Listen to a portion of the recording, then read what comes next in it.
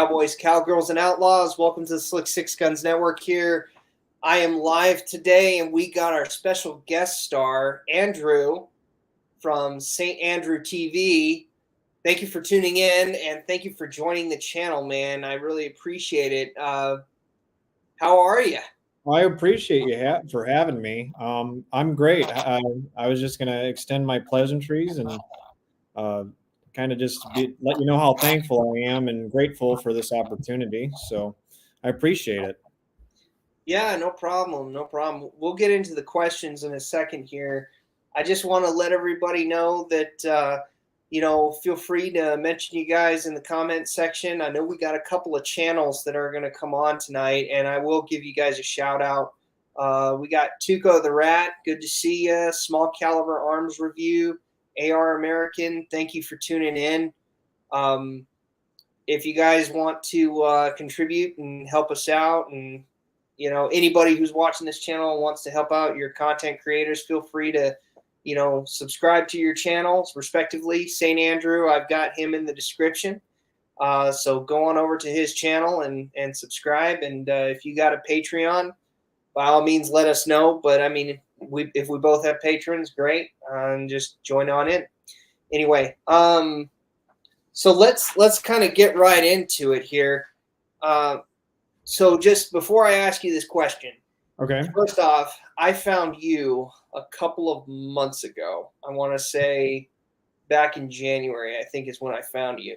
I know that you do a lot of Western stuff, and your channel is mostly about that. But before we talk about your channel, what's your background? My background, well, I'm from a little town in Ohio. I think if you blink, you'll go right through my hometown. It's Woodville. So that's where I'm from. I didn't really have much, in terms of like different upbringing than anybody else. Just a normal kid, went outside and stuff like that. And that's pretty much all there is to it. I didn't really start getting into online personality stuff until far later. So I would say just normal upbringing, background, go to school, graduate, stuff like that. Okay. And what school did you go to? Like, what's your profession? Well, I went to Woodmore High School once upon a time. By now, I graduated 11 years ago. Did okay. I wasn't a good student, but I mean, I got through it. And then I ended up, believe it or not, playing sports after high school. I played hockey at a pretty high level. I did that for a few years until I was about 24. I'm sure if somebody knows my full name, I've been out there, they could look me up and probably find a completely different past than, Western history. But yeah, that's pretty much all there is to it. And then I just started working, and then when the pandemic hit is kind of when I kind of turned to YouTube, because I wasn't really doing anything out and about. And so I just started, posting some of my interest online, and here we are now. Okay. All right. Awesome. So you've been on since 2019, the YouTube, I should say. I think I started posting around 2019, but I had an account probably after I graduated in 2012, but I didn't really do anything with it until, really when the pandemic came through and I was kind of just caught doing my own thing. That's when I started finding an interest in maybe crafting or something a little more new to find a creative outlet to kind of fill my time with, staying at home. So that's when I kind of started exploring and seeing what I like to do. Okay. All right. Yeah. As for me, I don't know how much you know about my background. If you have any questions on that, let me know. But just to tell you a little bit about myself, I was a teacher for a while. Mm-hmm. I did the military for a little while, and now I'm kind of doing the whole YouTube thing and entrepreneur, and trying to make my own way in the world as you speak, kind of being more of an adult, I guess. I don't know. The funniest thing is when I got into kind of the Western genre, I remember once upon a time when I watched an Arizona Ghostwriters video and I saw you and you had that Sharps rifle long ago.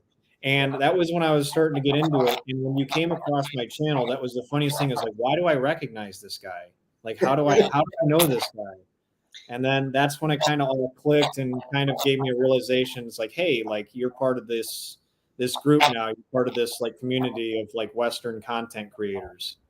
Yeah, a funny thing about that is Santee actually found me. So I knew he existed, but the whole fact that we kind of even did some collaborations was he found me. I didn't reach out to him, and he saw a couple of my videos, and he really liked my open top revolver. Yeah. Because he had one and he always thought they were cool. And so just the fact that he saw someone else talking about it, he's like, that's really neat.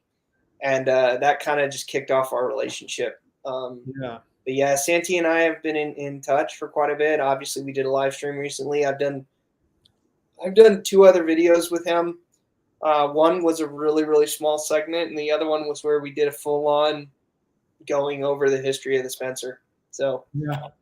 And and we met in person. So that's kind of one of those things that you don't always get to do. Hopefully one day all of us will get to meet in person.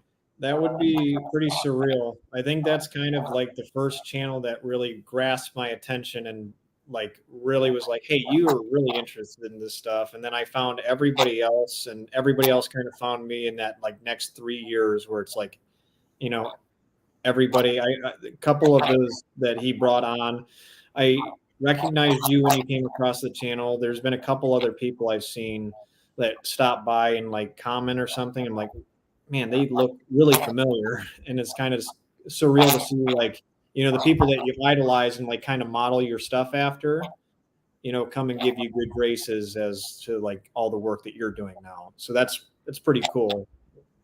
Yeah, no, I'll tell you a couple of channels here. You may know them other than, obviously Tuco the Rat. We talked about him briefly before this. Small Caliber Arms Review is another one. We got Santee, we got 11 Bang Bang, we got Snapper, we got AR American, we got Duke Frazier Productions. So,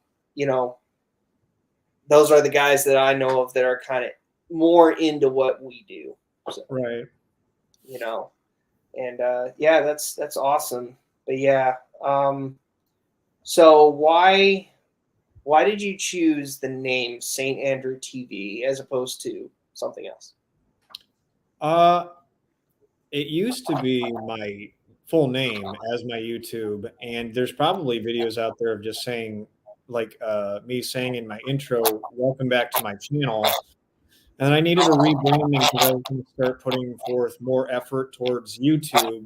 And my mom's a pretty religious woman, and I was named after the patron Saint Andrew, and he was the first called. So I guess that was the whole, niche behind the name. So I just used that. I'm not a fairly religious person myself, but I just figured Saint Andrew TV kind of had a nice ring. I just went with it, and here we are now. I don't really think about it too much. I just say I'm Andrew, and this is St. Andrew TV. I'm not the saint, clearly. Well, I know that some channels, some of them are just the names of the people. You got stage names, and then you got people that chose aliases for one reason or another. Yeah. Mine in particular, I got mine because my mom actually gave it to me. So yeah, there you go. We can thank the moms for these two, huh? Say that again. I said we can thank our mothers for these two names, then I suppose. So. Yeah. It's thanks, Mom. I never said that, but thanks, Mom. Okay. I'm sure I told her about this because she lives in Ohio still. I told her about this, so they're probably watching somewhere near Toledo right now. So it's 9:30 for them. Oh, well, if they're, if they go into the live chat on YouTube, they can give a shout. They can let us know. I know you probably can't see it, but I can see the live chat. Just to let everybody know who's watching, if you guys got questions for us, please put them in the chat. We'll try and bring them up in a Q&A after we go through all of our questions. So just hang on to the end, but by all means, put your question in there, and I'll earmark it so that we talk about it. So we'll see what questions we get. I'm interested. Yeah. That's awesome that you got your name like that. Are you going to keep it, or do you think eventually you'll change it? Or, I mean, I would have to say that at this point it would be, not great to change it. I think I have 16,000 subscribers, so I'm guessing a fair share of people know who I am by that name. I'm probably just going to keep it. I like it personally.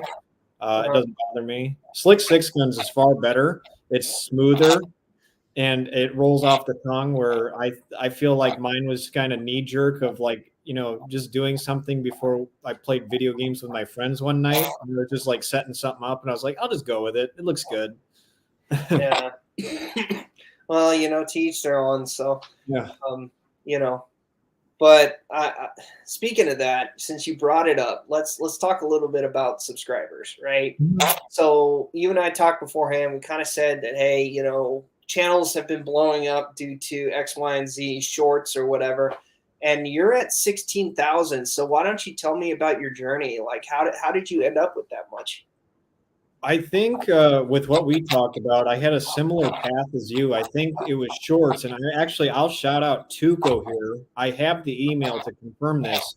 He called this out like 5 months prior to shorts kind of taking off. He was like, "Hey, these shorts are," and he was at like 600 something subscribers, just 600 subscribers, and he posted a few shorts and he jumped like 200 in a few days.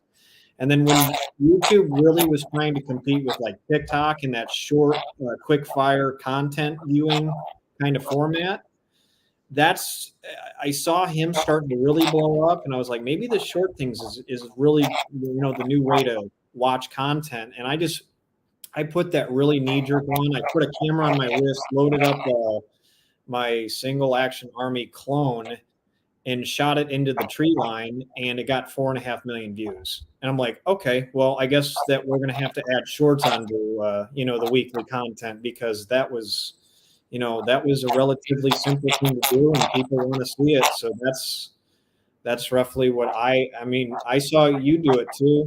You started firing off more shorts and everything. And so I'd have to give credit to Tuco here. I was not even looking at the 30-second clips of content making, and he called that out 5 months before, everybody started to feel that success. Yeah, I know. You want to know a little something? What's that? You gave me some ideas for shorts. So to be honest with you, I copycatted you a little bit. Oh, yeah. Hey, they say great artists steal. So I have no problem with I watched his Tuco's video today. I was like, there's something I can do with this too. I look at everybody's videos and try to get some pointers, and I watch. I'm always lurking around seeing like how I can innovate it, or put my own twist on it. And 100%, hey, if you saw me do something and it worked, I'm for the people. If you want to go use it and use that idea, go for it. I have no problems with it. I think that's no. I wasn't gonna think you would have problems with it, but I just thought, being a 50,000 subscriber to a 16,000 subscriber, I'm just saying I copied you. So usually it's the other way around. Yeah, go for it. Hey, if it means people are starting to just get silver play buttons, gold play buttons, I'm all for it. If it means that we can propel each other to everybody's getting silver play buttons and stuff, by all means, I have no problem with it. Yeah. No, but anyway, so yeah, I created there were a couple people I copycatted. Unfortunately, those people that I copied aren't even in the Western genre, and they just happen to have the guns that I had, and I was like, I could take this video and make it look better. So, so that's kind of how my channel blew up. Right. But yeah, speaking of your video, this is a big question of mine, and Okay. I've been meaning to ask you. I probably already did, but I'm going to ask you again. That's okay. Tell me about your Colt Single Action Army. Well, when I run those tests or I run most of those videos, I'm using a Uberti Cattleman 2. I think it was the Ombre. Now it's the Pistolier model. So it's a really cheap like clone. So I run that thing hard, but I have a Colt Single Action Army.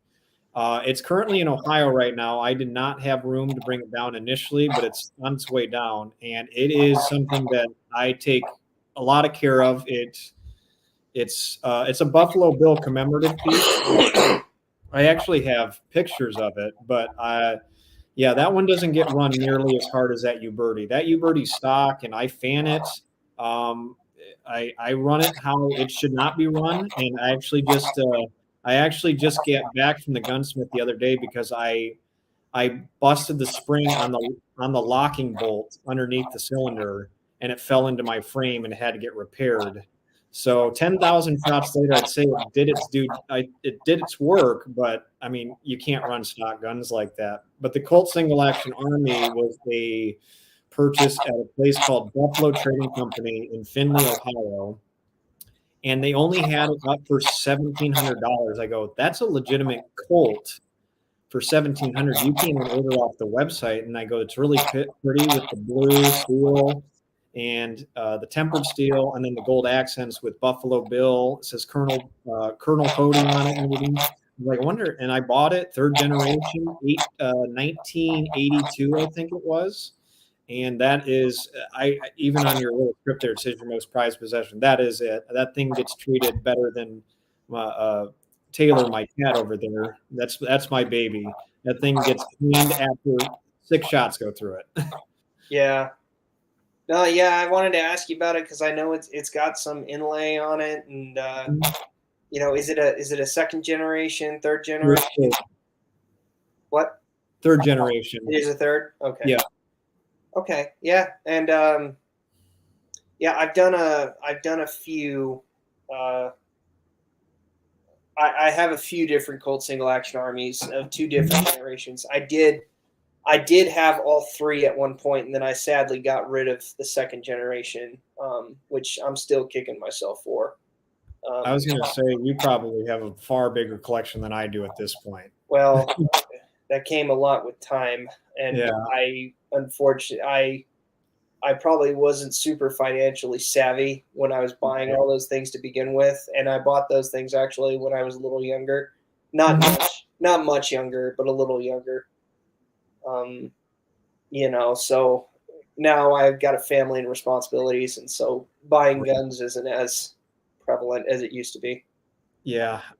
It's now it has to come with like, well, do I pay these bills, or do I get this really pretty, Springfield trapdoor repo at Bass Pro that I saw the other day? You got to weigh the options. Yeah, no, it's definitely an addiction, but it's also, it's something that just doesn't go away. So, yeah. But yeah, that's cool. I'm glad you do have an actual Colt, and yes, you do show it on your videos. I would personally like to see more of it. Yeah. So, but yeah. That was oh, go ahead. Sorry. No, go ahead.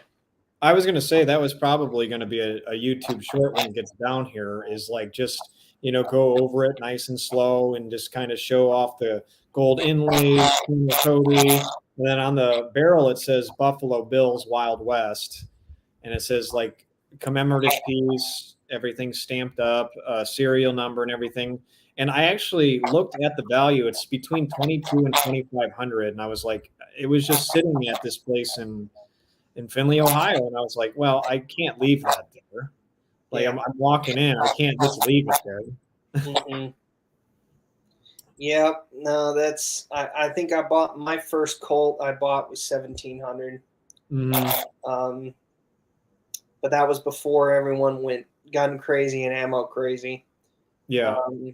And then my next Colt that I bought was about 2,000, and then the next Colt I bought was about 4,000. So yeah, they can get up there.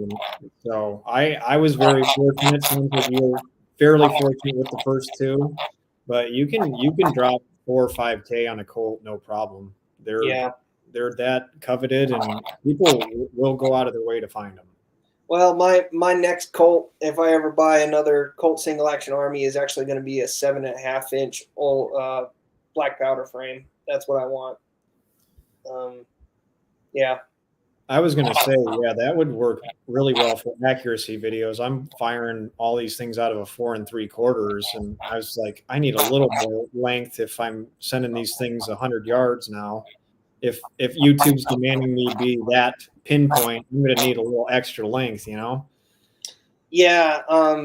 So since you're talking about that, what is your favorite barrel length if you had a choice? I've always liked shorter barrels than anything. I say speed kills. So if you have less metal to get up and around, so I guess I'm more of the close quarters, quick instead of. But that also goes with I also love long distance shooting. So I'm sure if I get more of an opportunity to have more room to shoot like extremely long distances, I'll find a love for that. But as of right now, I like the 4 3/4 Colt. I like the 20 to 18-inch carbine barrel lengths, and then I like the coach gun lengths. I'm not much for super long, super. For me, it's more quick fire. Let's use more speed than like accuracy, quantity, not quality. But Okay. you're right. The 7.5-inch barrel on the Colt. You said a black powder frame. I would imagine that if you're doing long distance shooting with a pistol, you're going to want that extra couple inches on it. Yeah. Yeah. No, it's mine. Actually, my preference is actually 5.5. Mm-hmm. So I just like the balance it gives. So that's just me. Um, why? So maybe you kind of already answered this, but I'll ask you Yeah. just for clarification. Why did you choose YouTube as your influence platform? I think it's the easiest and most readily available. I think even as kids, um, you just come down here and you watch YouTube. And I think for me, like, just having it like easily accessible, I think I just was like, oh, this doesn't seem too hard, very user friendly. I'm sure you had like the same idea when you were getting on YouTube. It's like, oh, this seems pretty cut and dry. Just throw up videos, title it, and it's there. And I guess that if the algorithm's kind to you or not. And I just kept doing it. I saw like no success when I started throwing up videos, and I just kept doing it as a creative outlet, opposed to like, oh, I can't wait to be the next like famous content creator. I did just as like interest. If you like it, cool. If you don't, that's cool too. So I just threw it up for like a creative outlet. I'm sure a lot of us did actually. So I'm sure that you were similar with how YouTube was kind of just readily available. I mean, I got involved in YouTube actually out of out of the fact that I enjoy teaching. Mm-hmm. Like I said, I was a teacher, and I left that profession. Um, and but I still like teaching. And one of the things that always irritated me about being in a class, in a classroom with people, is that, and specifically children. Not to say anything bad about children, but the fact is you're going to have people and children more so. If they're not interested, you really can tell they aren't. Whereas an adult kind of can zone out without you knowing they're not paying attention, so Right. it doesn't seem so annoying. But with a child in middle age, being a middle school kid, Like if they're really not interested in your stuff, they'll just start doing other things, and it kind of just distracts from your teaching. And I'm like, you know what? I just don't want to put up with that. I want to be on a platform or something where if you, and that's what I love about YouTube, is if you love my content, you can watch or not watch it. That's how I look at it. Yeah. Yeah. And so it's like subscribe and follow me if this is the thing for you. If not, forget about me. Don't watch my videos. And you can always hit that dislike button if you want, you know? So that's really what I love about YouTube and why I went to it specifically. So the fact that the Western part kind of came secondary, but the whole teaching part was the beginning. Right. No, I get that. And you don't have to, if people like it, they'll just come in and watch, and they might leave a comment, but you can do your thing uninterrupted, and you can just put it out there for the world to see. I get where you're coming from there. Yeah. Oh, definitely. We got a question from the audience, and we've been talking about him all night. Tuco the Rat. So I don't know if you can see that question there, Andrew. How did Andrew go about researching old-west clothing and acquire so much authentic clothing? Well, Tuco, there are a few different places that I go to. I make sure that it is historically accurate. If it is for a video highlighting the clothing I'm wearing, but River Junction Trading Company is a place that I go. Wild West Mercantile, which is just 20 minutes away from me, that has pounded my wallet mercilessly over the last couple months I've been here. But I always make sure that if it's going to be like a showcase of Western apparel, I make sure it's historically accurate. Other than that, if it's shooting, I'll wear a belt, belts, or belt loops, one of the things. But if it's historically accurate and I can kind of get around making content out of it, I will go, the extra mile to make sure that it is period correct. And usually you can find good deals. If you want to get a little more historically accurate, but you're going to do it on a cost, you can cut belt loops off. You can wear a belt, but more or less you're going to have suspenders. There are ways that you can attach buttons to put suspenders on. And I've done it because I love fashion. That's one thing that probably goes without being said on my channel. I'm a person who loves fashion. I love matching colors. I love, I actually prefer more feminine looking clothing, more former fitting. I'm a skinny guy. So I like to exemplify it. I think that the Victorian era was a very pretty time. So I like to dress a little prettier. And I'm not ashamed to say that. I always think that when I put on my attire for videos, I think I make sure that I look, the part. And I'm not more of an outlaw. I'm more of a city folk when it comes to how I dress. But you can find deals all over. I would say that I've spent a lot of money on historically accurate clothing. So if you're on a budget, kind of look for the deals. I guess if not, let her rip. Let that credit card get some work done. Would you say you spent more money on clothes or guns? Clothes, no questions asked.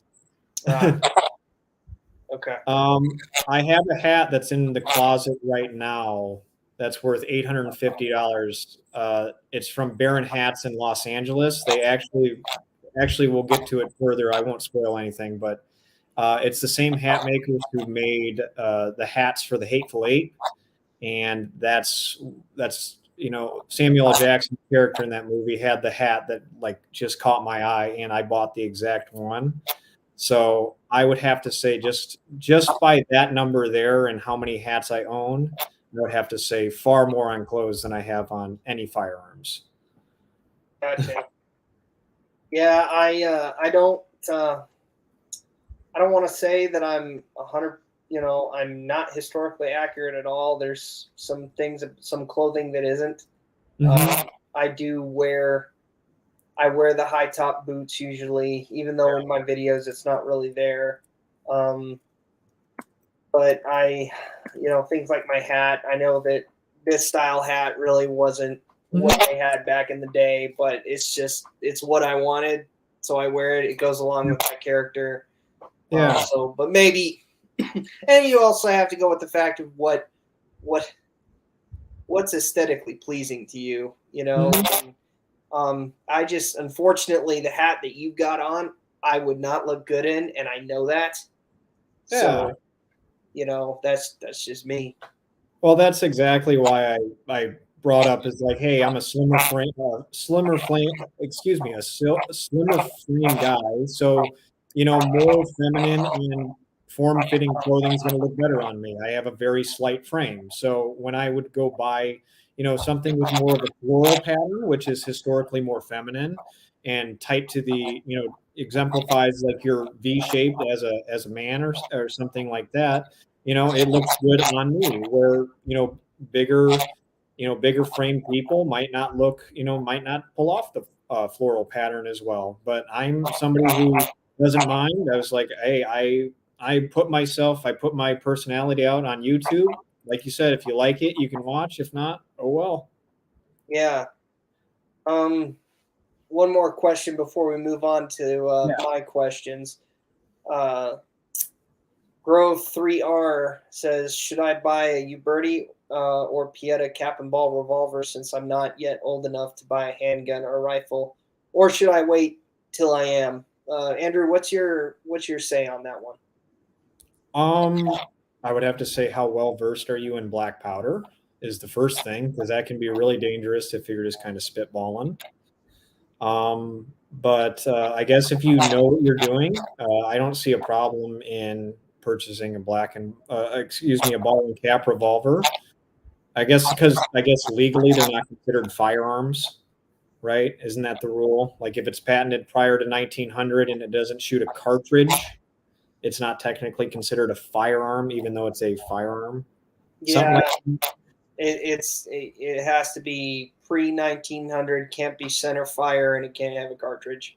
okay. So I don't know. I haven't shot a Pieta, believe it or not. So Uberti, the one that actually broke on me, was about 10,000 rounds deep of, you know, running it hard. So I would say that I have no problems with Uberti, but that is also a anecdotal response. I don't know if Uberti for other people runs as well as mine did, but I was actually going to ask you because you seems like you have far more of a collection and far more of a bank of information to give to Grover here. Well, thank you for pronouncing his name correct. I feel kind of like an idiot because now I just spelled it out. But I would say that it does depend on your comfortability. Have you ever handled these? I would look back and see what your experience is with firearms. Um, and then I would say get what you want. Don't just get something to get something. But I say that, and I have a lot of firearms here. But if it's your first gun, get what you want. Don't get something just because you want to join the crowd. I mean, save up your money and get what you want. If a cap and ball revolver is what you want to get, you want to learn how to use it, by all means. Obviously, do it legally. Not that you would do it illegally, but the same thing with anything that's just a cartridge gun. Just save up your money and get what you want. And as long as you can get it legally, get it. As long as you use it right, use it. That's what I would say. Yeah. Um, you know, but yeah. So awesome.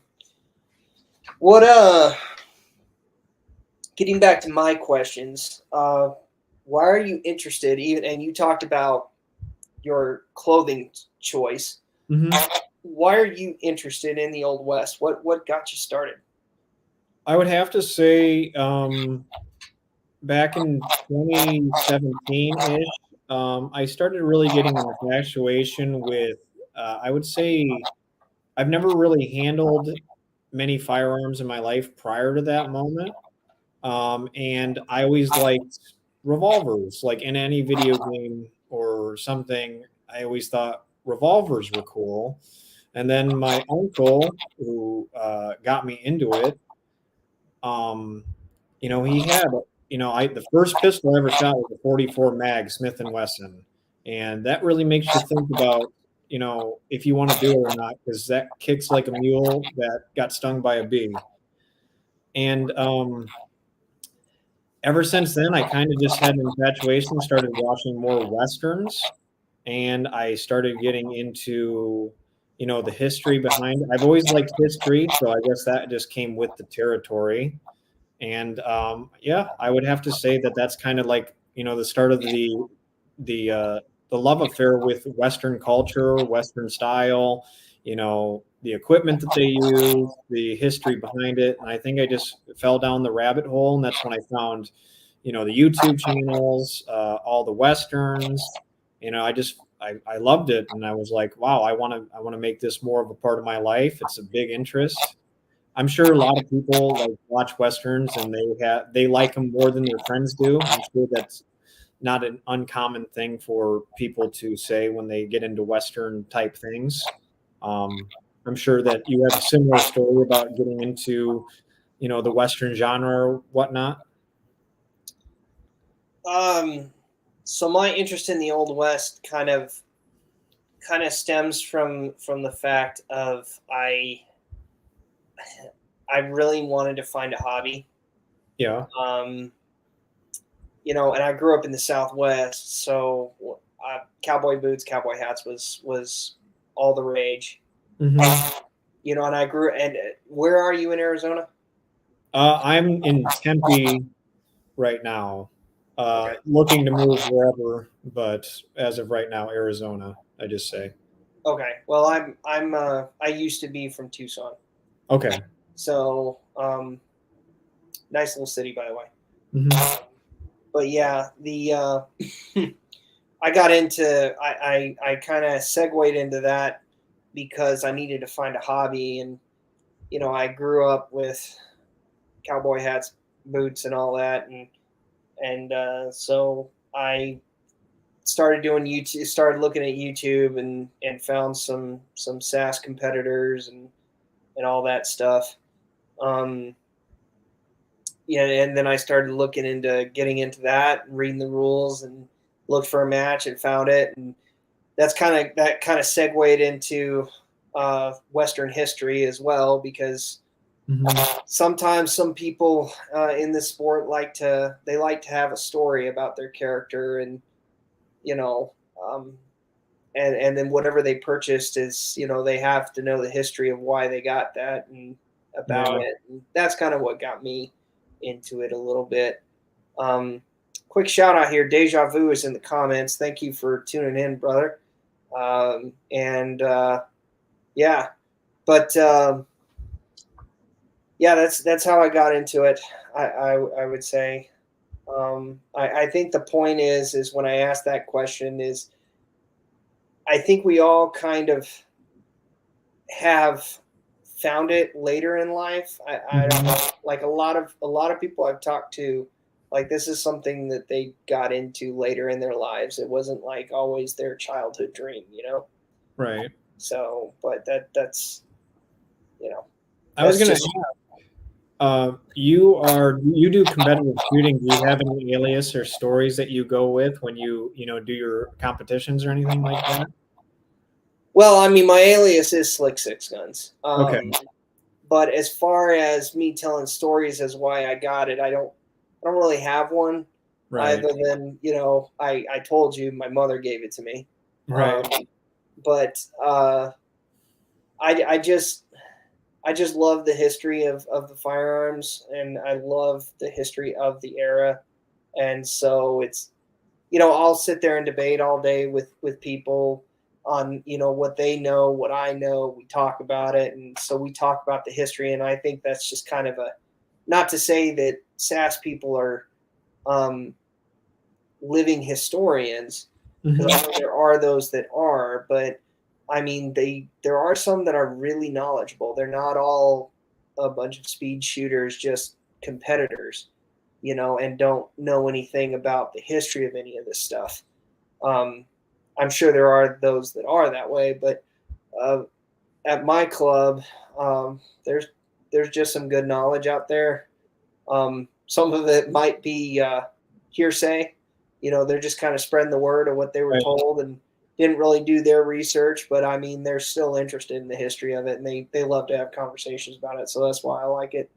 But yeah, that's what I do at competitions. Sometimes we'll talk about Yeah. we'll talk about Bowie knives. We'll talk about hey, why'd you pick that gun? And and eventually it'll become into a history conversation. But anyway, Tuco the Rat has another question here, and he says Andrew is in Arizona. I guess he didn't know that. Well, yeah, Tuco, when he found me, I was in Ohio, and he wanted to. He actually reached out to me, and he wanted to collab, and I thought that was a great idea. But he's in Montana, and I was thinking, at the time I was moving west of the Mississippi. I'm not a big fan of the East. I wanted to be in a little more desolate, and I chose Arizona because, quite frankly, I'm tired of snowfall, and I don't like being cold. Like I said, I'm a slender person, so the cold's going to cut through me way quicker than the warm is. So I chose the state with the most sunshine, or the most days of sunshine per calendar year. So that was my decision. So I'll ask you the tough question: why Arizona and not Texas? um, hmm. That is a good question. Maybe I've only been to Texas once because I do like to travel. I went to San Antonio and I really enjoyed it. But I came out here with my brother and his girlfriend a few years back as like a little trip. And when I came to Arizona, I fell in love with it. I was around the Phoenix area, and I saw the Red Rock. I went up and saw the Grand Canyon. I went down and just saw Arizona in its natural beauty. I guess maybe if I was older and I explored Texas a little bit more, maybe I would have that feeling about Texas. But the first time I got across the border into Arizona, I loved it, and I saw myself. At the time, I was like, I could live here. This is beautiful. It's warm. Um, and the Western history is very rich. So that was just a bonus. But I would have to say that my initial trip to Arizona was the reason why I chose it. Okay, gotcha. All right. Well, awesome. Um, do you have other periods in history that you are interested in other than the West?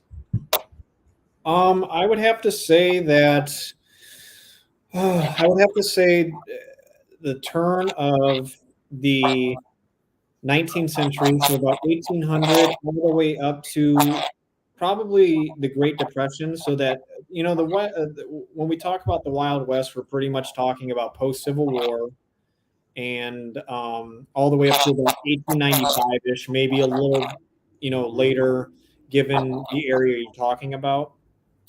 And but other than that, I would have to say that previous to the Civil War and post death of the West, I would have to say is just like the turn of technology, how we conduct ourselves on a daily basis, where transportation's easier. I guess it's becoming more built up.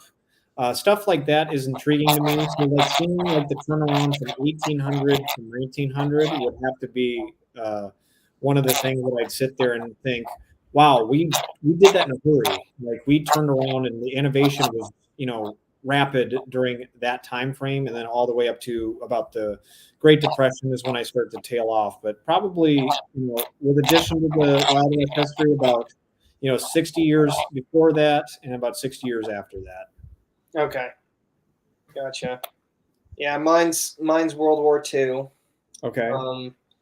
I'm not interested in that as much as I used to be, but definitely it's kind of one of those things that I guess because we still have some people from around that time, it's kind of like you can still learn about it firsthand. It's not just in a history book, So I think that's cool. Yeah.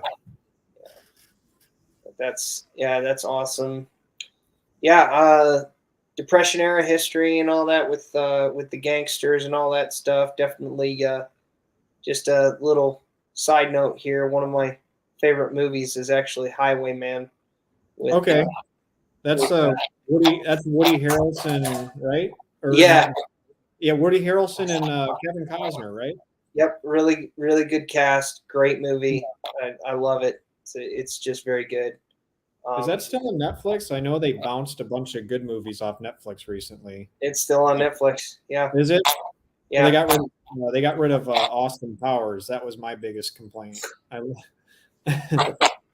yeah. Uh, yeah, Mike Myers. Yeah, I yeah. always remember him as Shrek. But, yeah. So the big question tonight um, is: do you do any competitive shooting? And if you do, what kind? Or are you interested in doing it? What's your take? I was actually I read these questions prior to this, and I was actually going to ask you the best way to get into it first and foremost. But to answer your question, no, I don't do any competitive shooting. Um, I kind of see myself more as a showman more than anything, where I do the videos and try to put on the persona that you're watching, maybe a theater piece. You're going to watch me do some extravagant stunt more so than like go through and hit a bunch of targets, and like more of a I guess a competition esque. It's more of like I took a lot because Annie Oakley is actually from Ohio, and they have a big part of the Garst Museum down there dedicated to her. And that's when I kind of got into like seeing what she did and what she did with Buffalo Bill's Wild West. And I really liked the theater portion of like what he did, because that's what we've taken a lot from history and how we romanticize the Wild West. Is a lot was built it was kind of the foundation. Buffalo Bill's Wild West was kind of the foundation of like what we love about the Wild West. He really simplified what the West was, and he like competition. And I would imagine that cowboy action shooting was probably some sort of derivative of his show in some capacity. If I had to guess, I'm not sure. Mhm. Well, um, to hear the cowboy action shooters say how it got started, and to read the manual and all that stuff, it mostly got started due to the fact they were shooting movies in the in Mhm. the um, in the 60s, 70s, and 80s, and they were shooting a lot of action movies out in Hollywood with just modern guns, right? Well, I guess somebody got the idea that they wanted to shoot a movie scene with guns of the Old West, and Right. it kind of became broken off from that inspiration. So, cowboy action shooting really didn't take off until the 80s time frame. So that's kind of where it came from. Okay. Also, to answer your question, how you get involved, well, I guess my question to you there is what is your preference? What do you want to like? What kind of competitive shooting do you want to do? Do you want to do fast draw? Do you want to do three gun kind of setup? And what would be your forte? I would have to sit there and think to myself, three gun is interesting. I would have to say that is very intriguing, but fast draw for me would probably be it. The only problem is I don't love my holster sitting butt backwards. I like butt forward. I'm pretty traditional when it comes to. I like the cavalry draw. Okay. So I don't know how that goes with fast draw. If they sit there and think, this guy's out of his mind, he's going to send one into his rib cage here in a second. So whatever the case, I guess I'm just not knowledgeable about any of the shooting sports per se. I mean, I'm well versed with the Western firearms and stuff like that, but I don't have anything modified. I run everything stock. So I guess if I got something in my hand where the equipment was modified to, you know, do that kind of thing, I would be more apt to try it. But for the time being, I kind of just do, the showman stuff where it's like, hey, I don't need much of a modded, lever gun or wheel gun.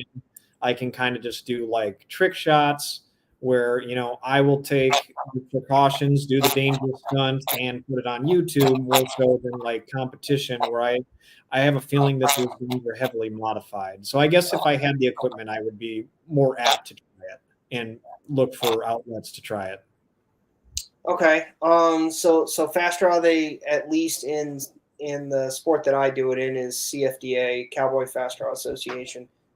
They don't allow it to be butt forward. It has to be a strong side. Yeah. But I mean, I guess if you're going shooting only stock, and SASS people vary, so they shoot stock guns too. I'm one of them, but I do have modified guns as well. But the ones that are the sport that I've seen that is the most traditional, accurate historically, would be the National Congress of Old West Shootists, also known as NCOWs. You can look them up online. They're kind of an offshoot of SASS. I don't know their entire history of why they got started the way they did, but my knowledge is... What's it called one more time? National Congress of Old West Shootists, also known as NCOWS. Okay. Yeah, I will look into that. Yeah, and if there's any viewer who wants to share in the comments section a little bit more about NCOWs, I would actually like to hear that, because that's one of the lesser known ones. There's less people in it. So let's talk a little bit about just population-wise. SASS, to my knowledge, is the largest Western shooting sports you can get involved in. You're talking well over 107,000 people. CFDA, you're approaching the 5,000 to 7,000 range of people, but it's still well known nationally.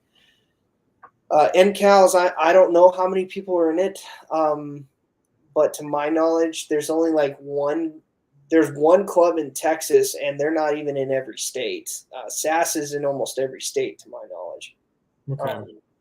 But NCOWs is significantly smaller. And I think that just has to do with they just don't have a whole lot of online presence. I found them through like one YouTube channel that's probably 10 years old, and they don't post anymore. So you have to look that up online, but they do exist. And then you got cowboy mounted shooting, which is the least known sport by me. I have not explored that sport at all, so I cannot speak exactly to how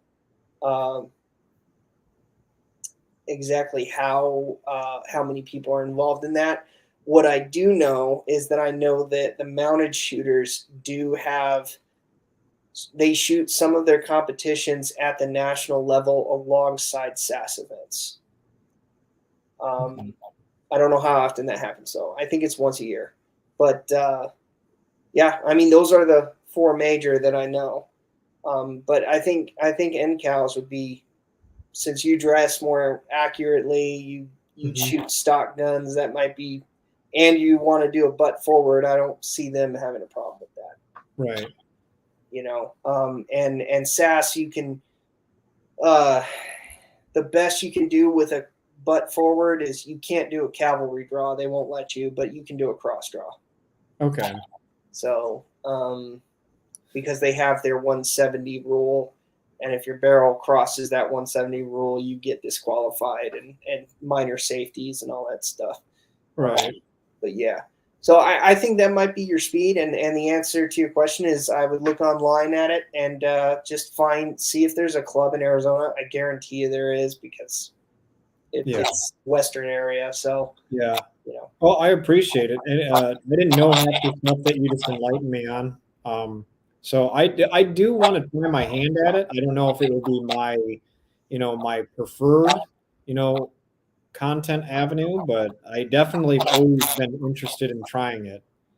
Right. Hmm. Yeah, no, definitely, man. Yeah, that would be where I start, and I'm sure people are just as friendly in that sport as they are in SASS, and Yeah. all that. But as for me, like the two major ones I do is CFDA and SASS. So Hmm. that's where my knowledge is. Awesome. Let's keep rolling. I know it's going to get late for you and all that stuff. I don't want to keep you on here terribly long and keep the audience continuously watching, but not that Oh, that's a bad, oh, not that you're complaining. yeah, it's okay. It's only 7:30 for me. I've still got a few hours left of the night. I know it's getting later for you guys. Yeah, well, yeah, it is getting late, but the last person I had on here, I think we talked for 2 hours. So, Oh, wow. yeah, and it was like 11 o'clock her time, so I felt bad for her, and she had to go. I think she had to go to a competition the next day. Oh, wow. Yeah. What and I think you already talked about this, but it could be the same. Couldn't be the same. Is what is your most prized, favorite, or interesting firearm you own? Oh, I think we discussed it.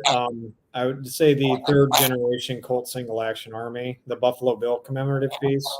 That one gets treated very well. That one doesn't have very many shots to it, to be quite frank. But yeah, that would have to be it. I'm sure that you have I'm sure that you have a favorite as well, though, right? You've got to have one sitting in there. It's getting pampered.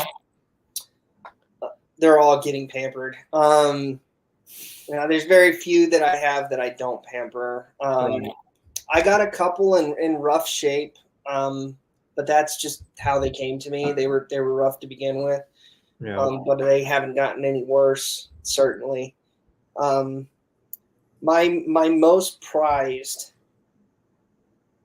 not necessarily my favorite, but I would say my most prized that I have is. Are you familiar with the Colt Lightning rifles? The Lightning rifles, I can't say that I'm too familiar with it. I think it's come up in conversation before. Okay, so Colt Lightning rifles are slide action or pump action rifles, basically. They're repeaters, and they were one of those kind of oddball things that Colt created that he really wasn't supposed to, due to his supposed gentleman's agreement with Winchester. People go back and forth on whether that gentleman's agreement actually happened or not. But I'll just tell the story as what generally people know. Sure. But he nonetheless came out with these slide action rifles that were meant to compete with Winchester. And since Winchester had lever guns, he had pump actions. And, he did have a lever gun before that. The Burgess rifle was one of them. And I'm sure he's had a few others that I'm just not naming. But this Colt Lightning rifle that he came up with came out in 1877, 1876. And the one that I have, and why it's so prized to me, is because the bluing is about 80%. The action itself is unique. You don't see them that often. And the serial number is in the 3 digits. So, yeah. But to further add more interest into it is not only is it a 3-digit serial number, but it's also one that was issued to the San Francisco Police Department. Okay. And what the San Francisco Police Department did supposedly was they pretty much didn't use them. They just left them in the rack, and that's why they ended up being all pristine. So they only made about 400 of them for the San Francisco Police Department. But each one of them is marked with an SFP prior to the serial number. Oh man, how'd you manage to come across one of those? That was a lucky find. I walked in my gun shop one day. The guy said, "Hey, this guy came in," And what they did was they, you know, they like to advertise, so they're going to put their most expensive gun out front because it's going to catch a whole lot of eyes. And so I took one look at it, and I'm like, I know exactly what that is, and I didn't know anything about what I just told you. And I looked at the price tag, and I said, like, I could see it being expensive, but this thing was massively expensive. And so I just asked the guy, I said, why is it that expensive? You know, like, I mean, I get it being expensive, but why is it that expensive? And he explained to me, well, you know, it was brought in by a customer of ours, and, you know, he told us the history of it. And, oh, by the way, if you look at the serial number, it's really, really low, and it's just differently marked, and it's in really good condition. Well, I looked down the bore, and it looked as if it had never been fired. No pitting, no frosting of any kind. Rifling was crisp. It looked like a brand new barrel. And the action was very tight. I worked it a couple times. And, you know, it was in a caliber I like, which is 44-40. And I just said, I got to have it because I'm never going to see this again. So, and that's kind of consequently, that's how a lot of the guns fell into my possession. Is I literally looked at them and said, I'm never going to see this again. I better get it now. Yeah. I mean, that's an awesome story. It always pays to have a little bit of prior knowledge going in there for some pretty niche things. You can walk in there and find something that people have just brushed over. Yeah. That's pretty cool. Yeah, no, but that's my most prized, I would say. Yeah, that's a good one. Yeah. And to add a little, I guess, more prized into it is she's never been shot. I've never shot her. Oh, really? I've had it for 2 years. I was going to say, do they make reproductions of those? They do. They do. They do. Yeah. So you can go out and get them, but I've looked at the reproductions and there's some. I mean, don't get me wrong. The reproductions that come out now, I think they're really, really close. I mean, they do a really good job of being historically accurate, but there's little details that if you look at an original versus a replica, you're going to see like on mine, there's a dust cover that goes on this. And on the repros that I've seen, there's no dust cover. It's just a pop. It's just an open,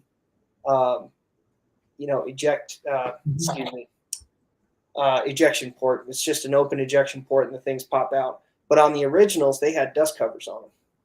Right. So that was just kind of interesting. Yeah. What are some things that you would like to make an impact on within the Western niche, doing what you do? If I had to be, I would have to say that the inclusivity, I think it is a very niche genre, or I guess a category of YouTube, or I guess interest. Like you and I both know that, you know, you're either in the Western world in terms of like, you know, history or, you know, cowboy action shooting or, you know, stuff like that, or you're not. Like, you know, people that know everything there is to know about it, and then you know somebody that knows nothing about it. So I guess I'm trying to like bridge the gap because I was that person at some point who was kind of trying to get the knowledge, but nobody around me had that knowledge, I guess, if that makes sense.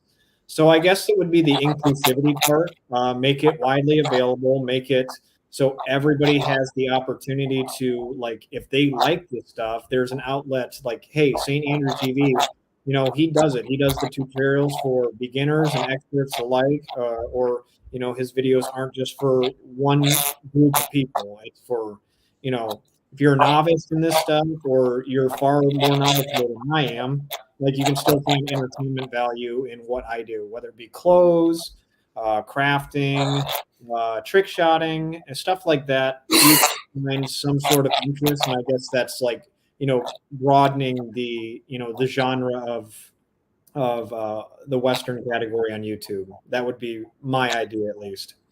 Okay, so something that's a little interesting about your channel that I've kind of grown an affinity for is the spinning tricks. Okay. I have not seen. I've seen a few channels that are dedicated to that, but they've been around for a while, and I don't think they're really producing content about it anymore. So I think you're one of the more current that I've seen, and I like how you do the slow mo to really get people the perspective of this is how it should really look.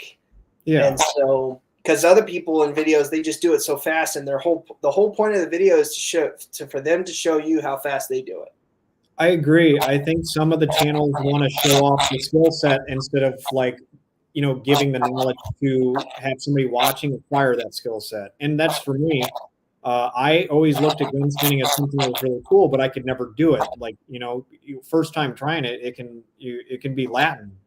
But if you slow it down and kind of break it down into layman's terms where everybody can understand it, I think it becomes fun because everybody wants to be doing the cool like Western or Western cinema gun spinning, spin it back in the holster, do your backspin, road agent spin like you saw in Josie Wales or something. Everybody wants to do that. And I think that what I try to do is bridge the gap between like, hey, I can do this. And if I learned how to do it, you can too. I'm not anything special. So that's kind of how I go about making that kind of content.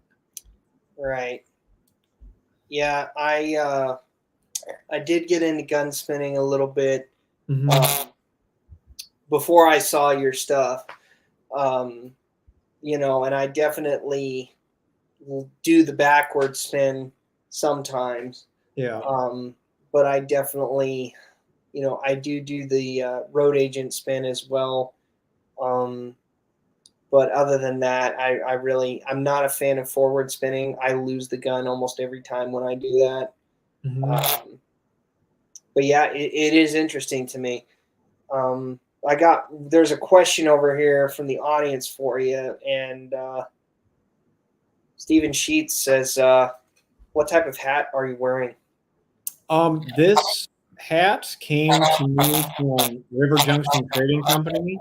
This is if you can see that, a telescopic crown. I think it's called the Texas pattern or high noon or something. You just go to the section where you see something that looks similar to this. Now, I did modify this. This did come with a turn down brim, and I flattened it out because I like that. But just go to the hat section in River Junction Trading Company, and this is just a stock hat. This isn't anything special. You might have to pay. Your wallet might, get mad at you after you buy it, but yeah, it's a stock hat. River Junction Trading Company. Okay, awesome, great. Thank you for asking that question, Stephen. Yeah. What so let's, if people wanted to know more about you, okay. We know you have a YouTube channel. Where else can they find you online? Okay, I have Instagram, which I'm going to be quite frank, don't use it too much unless it's for video or I sent one out for our live stream tonight. That's St. Andrew TV. I have a Twitter that I don't ever go to, which is also St. Andrew TV. I think I have believe it or not, I think on my channel I have a Twitch link somewhere in there. I'm never on there, so if you're expecting me to go live on Twitch, don't hold your breath. It's probably not going to happen. I guess YouTube would be the most promising way if you want to get my attention in some capacity because it does have contact info somewhere in there. Instagram would be number 2, and then outside that, I would say if you're going to try to contact me about something, it's going to be a crapshoot. Instagram, I would say YouTube first, then Instagram, and then other than that, you're really testing your luck on if I'm going to see it or not. Gotcha. Yeah, I think that's how I got a hold of you. Was I found your email on your YouTube channel. So yeah, That's great. It's good that you actually do respond to people when they send you stuff. And I mean, I felt bad because when I try to respond to you, I've been having problems with my email that would not send messages back. And I was trying to see like what did I tell Six Guns about this live stream? I'm really excited to do it, and I haven't heard back from him yet. I looked, and that's when I sent to you like, oh my god, nothing sent. So I didn't want you to think I was like blowing you off or anything. So I was like, oh man, I hope he's not like too bent about this because I didn't mean to do that or anything. So that's my mistake. I wanted to correct the record saying like, hey, that's Gmail not doing its job. Oh, yeah, no worries. I kind of just a little bit of background. I ended up sending a lot of invites to a lot of Western people. So you were on there. So I was getting responses from people. So I really didn't notice. Okay. If you felt you weren't responding in time, I certainly didn't feel that way because I was getting responses from a lot of people. Yeah, I just felt bad because I was sitting there. I was like, I could have swore.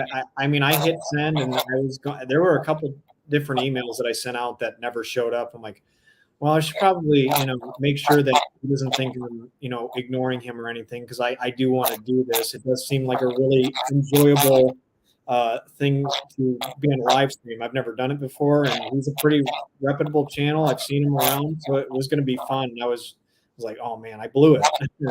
Yeah, you're good. No, I've only had one. I've had one or two channels that said that either didn't respond to me or said they're not interested. So I mean, thankfully, the good news is most people are open to it. And to be honest with you, little known fact. Another reason why I wanted to do YouTube was I actually wanted to be the next Hickok 45. I don't know if you know who he is. Yeah. Okay. I wanted to be him. And so because he has his whole segment on Western guns, but I wanted to do that. So yeah. And the funny thing is I reach out to him. I've reached out to him twice, and he never responds. Yeah. I know I know that when you get that many people, like getting responses is like you can't discern what's appropriate mail versus what. So most of it just ends up in the trash or whatnot. So I get it, I get that, but it's like you reach out to some of the bigger YouTubers, and it kind of feels it kind of stings when they don't respond back to you. It's like man, like I really like you, and I want to do this, but sometimes I kind of have to take it into the perspective of, man, he probably gets a million emails a day. I guess where I come from, I guess I've been very fortunate because everybody that I've met via the YouTube avenue, whether it be you or, any of the other channels that have reached out to me or like I've had communications with, they've all been very personable. They've made you seem like you were the, I want to talk to you kind of deal. And it's not like this is just a business opportunity, for both of us to grow and we'll part ways. It's been more of like, hey, like, let's get to know each other. Like, hey, we both have like similar content. Everybody's been friendly. I haven't really come across anybody who's been like, oh, that guy's, I don't really care for that guy. Everybody's been, really nice. Everybody's been personable. I noticed with you too, like when I watch some of the live streams, I kind of keep quiet and everything like that. But, everybody just seems friendly and like, hey, we're all in this. So we may as well like, try to grow this the best we can. Santee was the first one that kind of found me like as a really small YouTube, but I would say Tuco was the next one who was like, hey, he's sending me emails like this guy's, wants to, talk ideas, maybe collaborate. And that's, I guess, I've been fortunate personally with everybody who's reached out to me or, I've reached out to has been extremely friendly, extremely personable, including yourself. You made it very easy to set up for this live stream. Like you're like, hey, this is what I need from you. And then we were good to go. I would take care of the rest. And I'm like, perfect. Like, that's exactly what I, was hoping for in a first live stream, because this was lacking to me when I opened it up. I was like, I don't know how this works. I'll let him handle it. But yeah, I've been very fortunate in this whole path on YouTube with everybody who's reached out or I've reached out to. Awesome. Yeah. No, funny story. I actually, when I first started doing live streams, if you ever look back and see my first couple live streams there, I mean, the video is grimy, just looks terrible.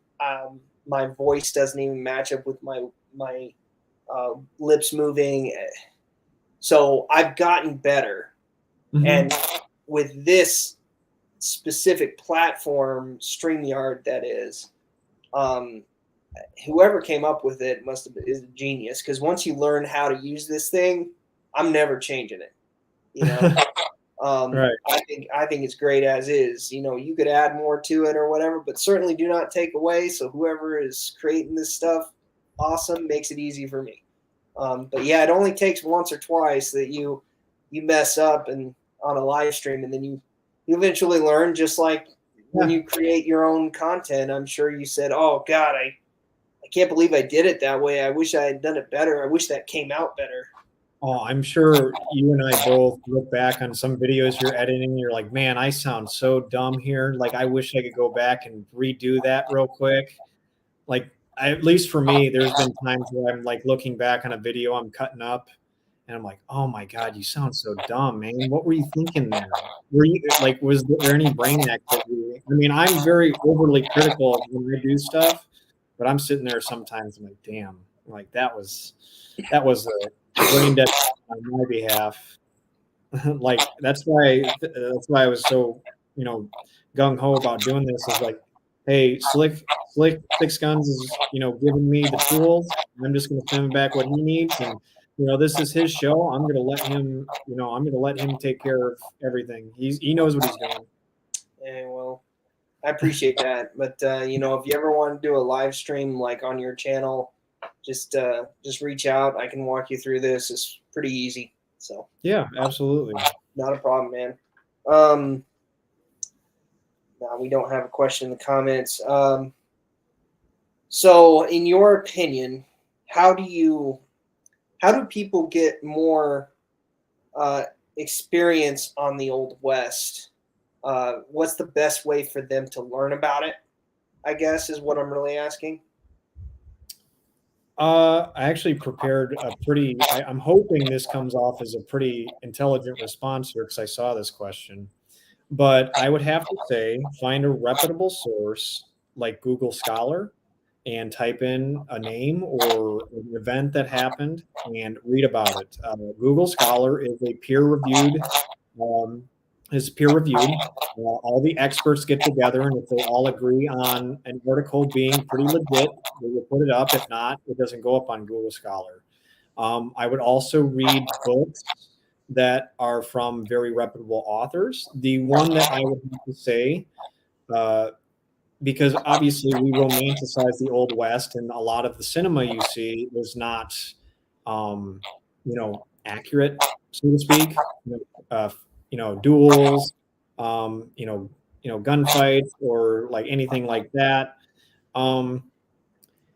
Black Gun Silver Star by Art Burton is about bass reeves.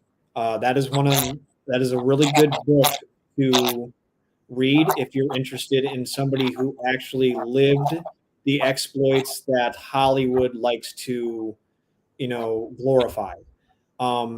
Most of the stuff you see in movies is not real, and it never happened. But I would have to say that if you walked through the life of, like, say, a Bass Reeves is one that comes to my mind. He kind of lived what the Old West that we talk about. He lived it. He was a lawman. He was a marshal in Oklahoma, Texas, all that stuff. He was, diligent in his work, and he was on the side of justice. Another one would be James Butler Hickok, Wild Bill. Another one that, lived the Wild West experience that we glorify. But in addition to all that, like those are the two names that pop off into my head about, if you actually want kind of that rootin' tootin' gunslinging Old West, look at those two names first because those are pretty reputable. There's a lot of information on them. And then if you want actual historical accounts, go to Google Scholar, type in a name or an event, and you will get, peer-reviewed sources. Everything's pretty good. And that's where I get most of my information if I do more of a historical piece.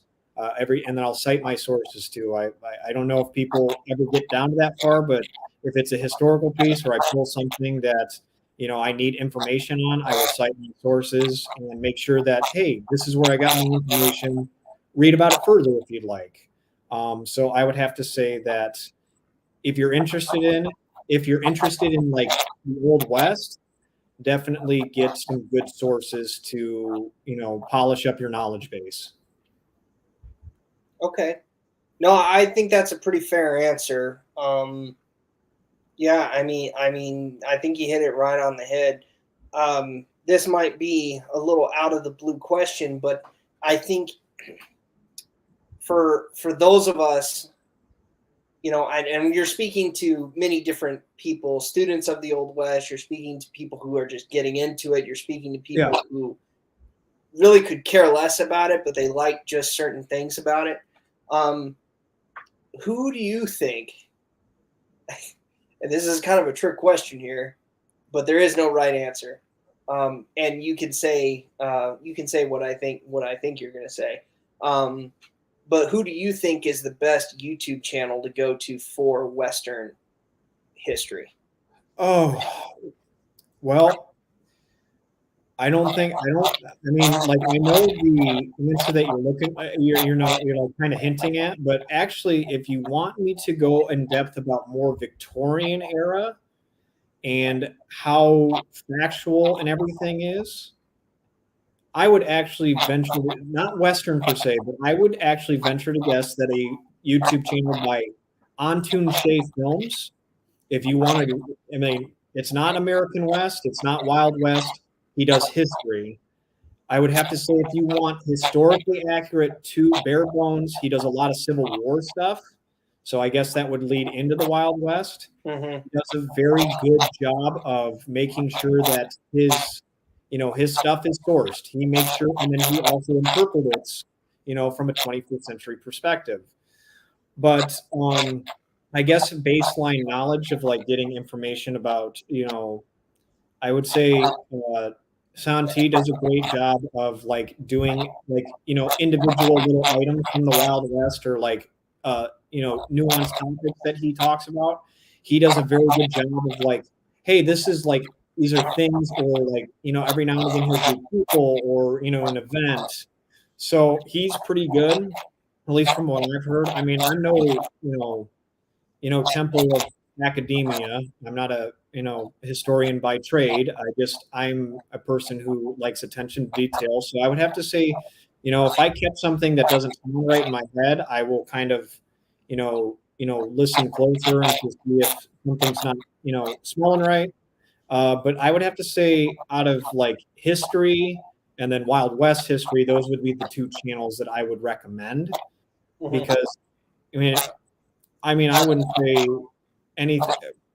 I wouldn't say they're like, I don't really have favorites though. So I would have to say if you're just talking from a historical perspective and accuracy, I would say those two channels. Okay. Yeah. Both of those channels, I unfortunately don't really follow the former, just because he doesn't really cover the things I want to cover. Not that he's not knowledgeable, but I have heard of him. I know who he is.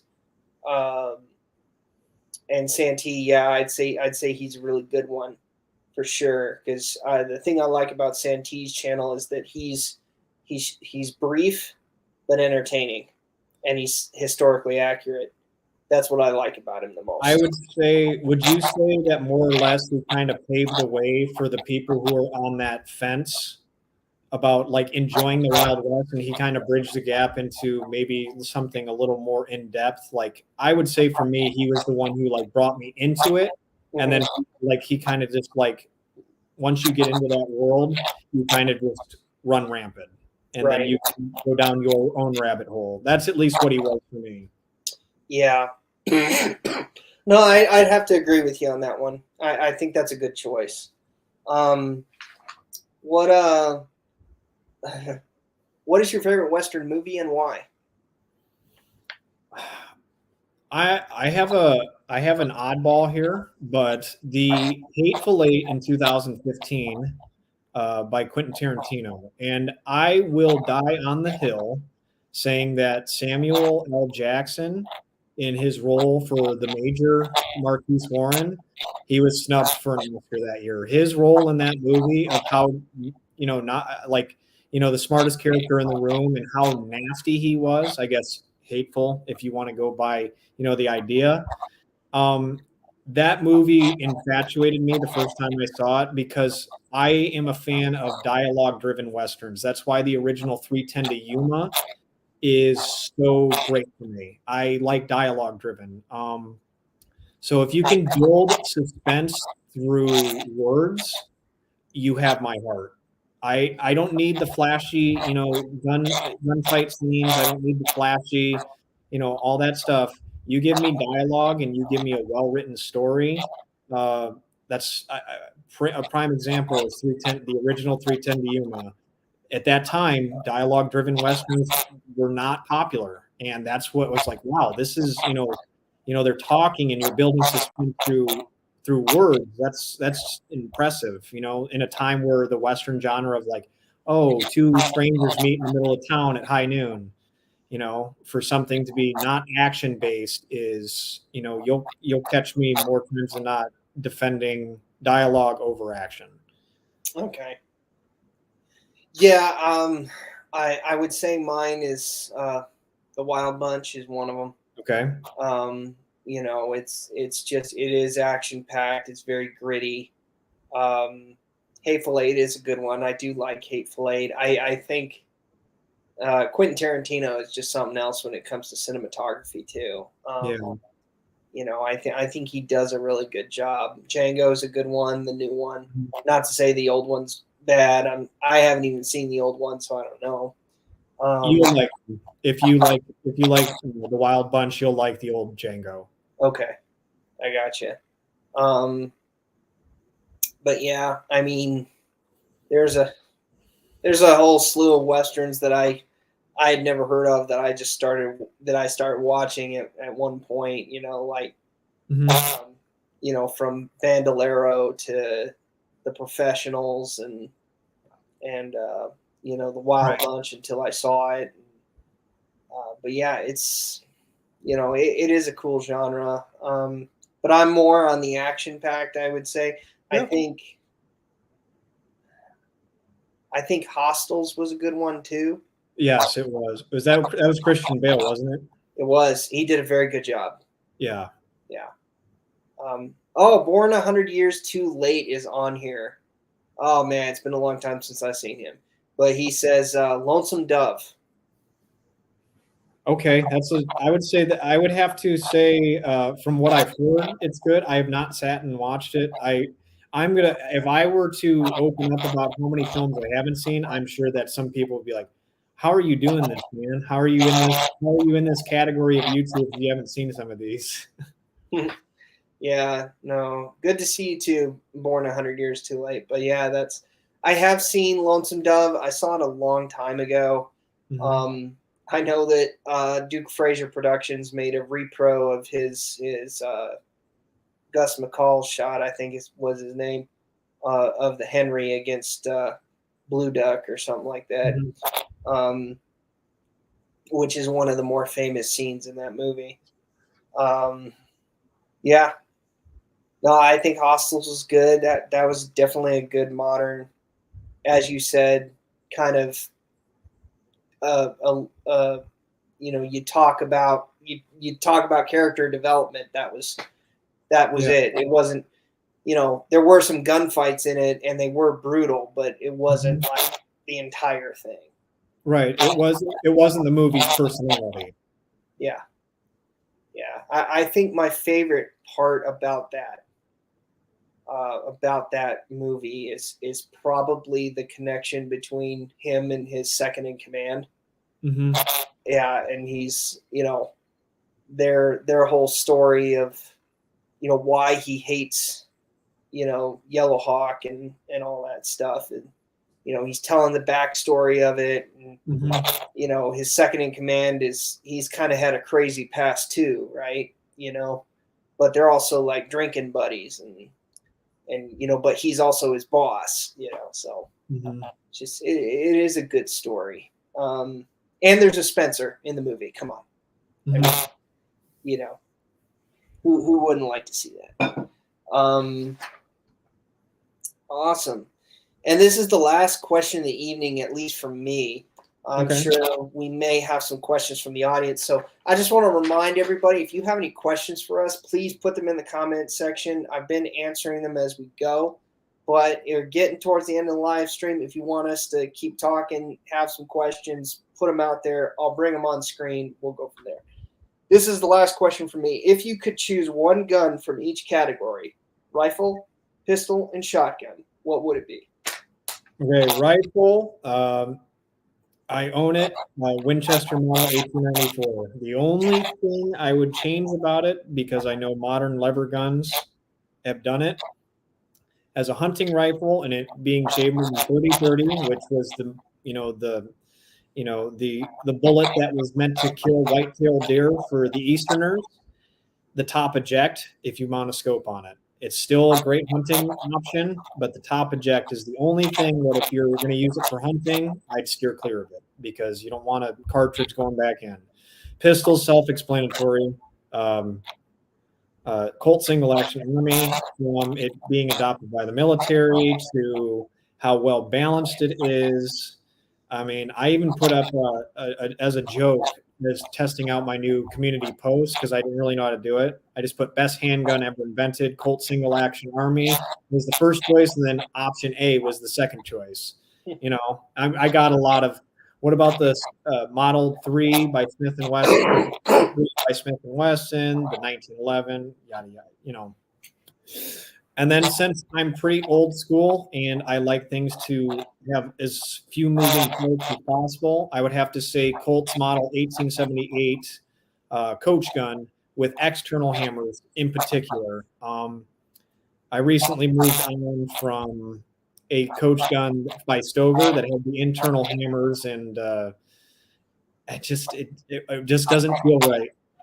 There were a couple times where if it gets cold, those hammers have trouble like getting back up there. The reassembly is weird because you have to, cock the hammers on a hard surface to get the gun back together. So external hammers.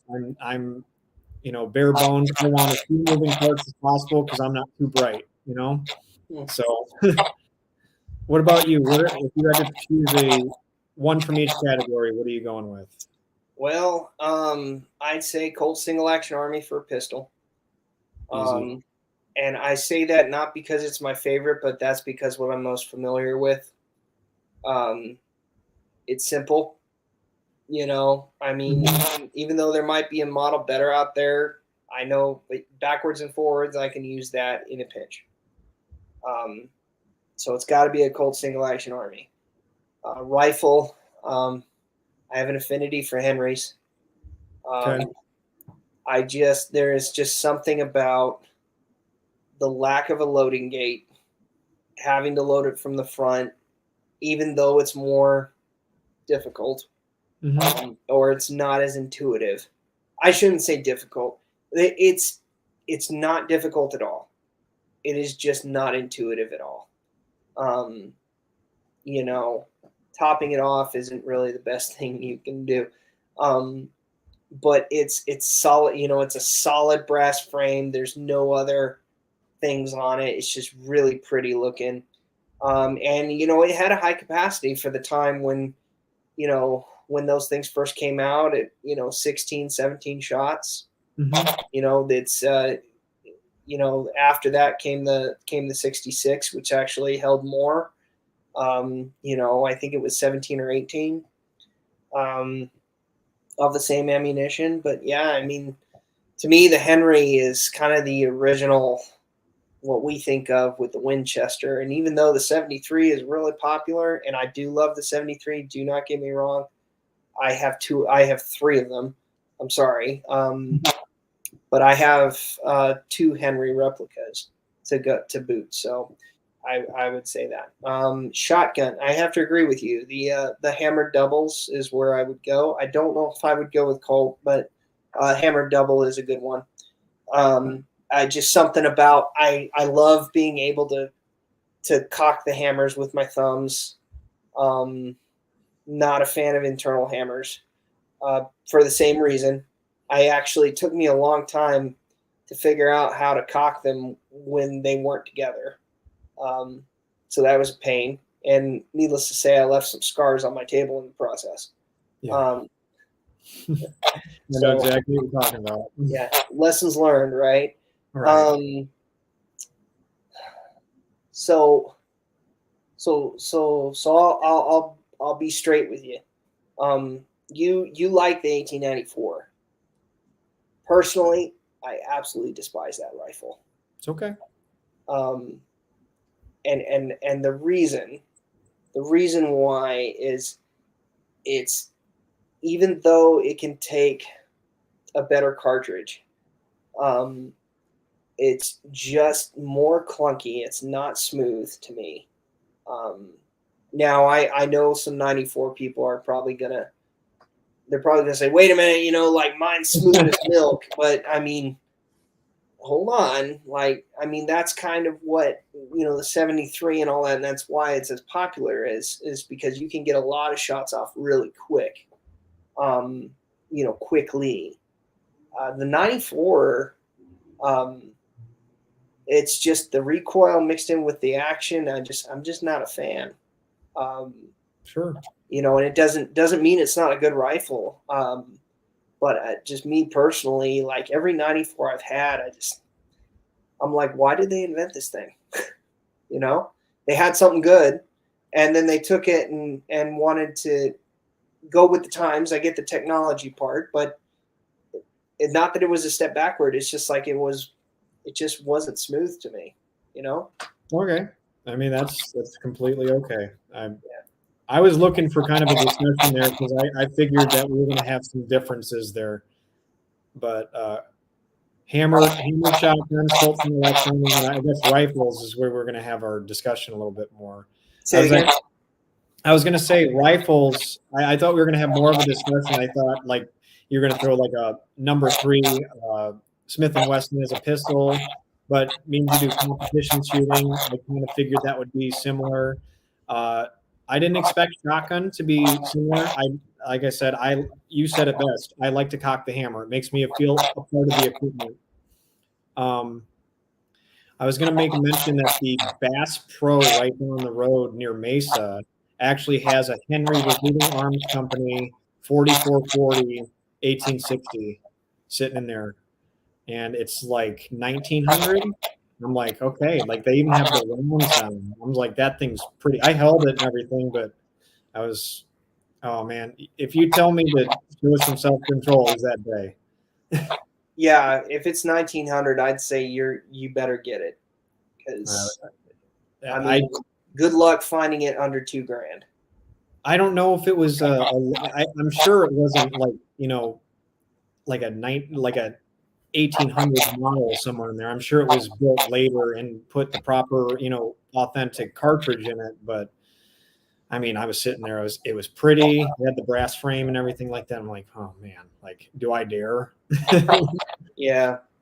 No, I mean, to each their own. And I mean, if you want to do if you want to get Henry eventually, I think they're good guns.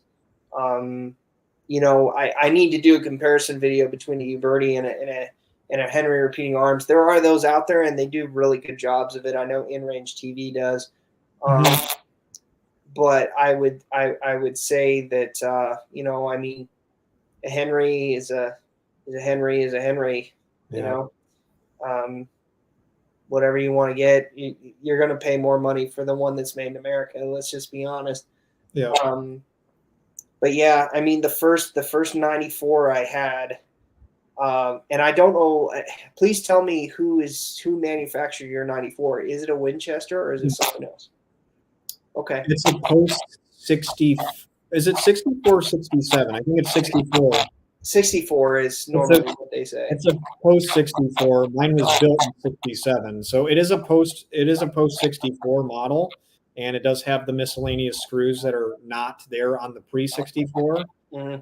But mine is a Canadian Centennial one, so it's got all the engraving and everything. It's got maple leaves on the receiver, and it's really pretty. I'm currently looking for a part, the aluminum piece that goes in between the magazine and the barrel. There's a missing aluminum piece that usually sits in there to keep the front all tightened up. I mean, it still shoots fine. It just loosens up way quicker. But I'm actually probably digging my own grave about the 94 right now. But every time I've shot it, I don't use scopes. Everything's iron sights, so I'm definitely hindered when it comes to range. And that thing, it holds. I mean, a 30-30 is a sound barrier breaking round, so that could be it. And it's a pretty accurate round at about 250, 300 yards. But I don't have a mounted scope on it. I want to stay true to it, and I don't want to spoil anything, but I do want to try that Bass Reeves. You know, the story of him hitting that fleeing outlaw from 400 yards out. I do want to give that a gamble. I'm not going to say whether that's going to be soon or not, because 400 yards is still 400 yards. Yeah. I don't think he did it with a 94 either. Well, I think if you wanted to go a little bit further but not do the scope thing, you could always do a tang sight, and those are good. I mean, I've had more accuracy with the tang sight than anything, Yeah. So, I don't know if I'm ever going to go with like a traditional scope that we'd see today. I can't bring myself to do it. I've always looked at iron sights, and I've always, been very fond of them. So for me, you might take your advice and do that instead. But yeah, anything with a lens on it, like I said, I'm pretty cut and dry. I'm pretty dull. If I have to calibrate a scope, I think I'm just going to end up trying to sell it because I'm going to be too flustered with it. The only thing you got to make sure with the tank sight is, it depends on your skill set, but sometimes you have to drill and tap it yourself to actually get it in. I know there's some models where you do, but there's some models where they're already set. They have just little set screws in there. Right. So, Uberti is one of those that you have to drill and tap to put the tang sight in. Mm-hmm. Whereas the Moroku Winchesters already come preset. So, but yeah, no, I think that's good. A 94 is, it's a Winchester. It is a good gun and it does what it does. It's just my personal preference. I guess to tell you where my bias comes from is I had, I don't know if you're familiar with the 94 Ranger series. So they had a Winchester started remaking the 94 and they called it the 94. There was one they called the 94 Ranger, and I think it was a little shorter in barrel length because mine only holds about 6 rounds, I think. What is your standard one? It's 30-30. 30-30. I think mine's 5+1, but I got a 20-inch barrel on it. Okay. It might have been 5. I don't remember exactly because, to be honest with you, I don't have it anymore. Mm-hmm. It had a crossbolt safety on it, and I wasn't a fan of that neither.